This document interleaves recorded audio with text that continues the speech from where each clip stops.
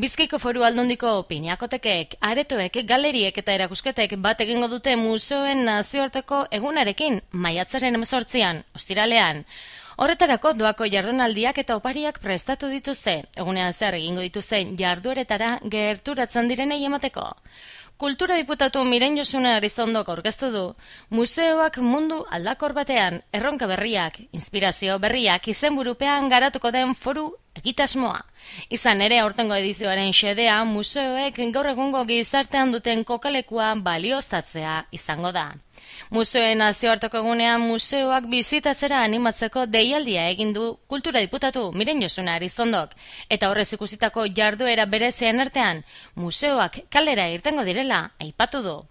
Ezenatzen simple bada, antzerki formaduna, Bizkaiko museoen jarduna modu berezi, atsegingarri eta bisualean sustatzeko sortua.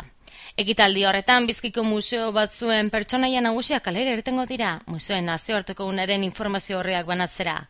Kalean antzesten aurkituko ditugu adibidez, gizaki neandertalak, toreak eta eskultoreak, eta mehatzari, olagizon eta arrantzaleak, besteak beste.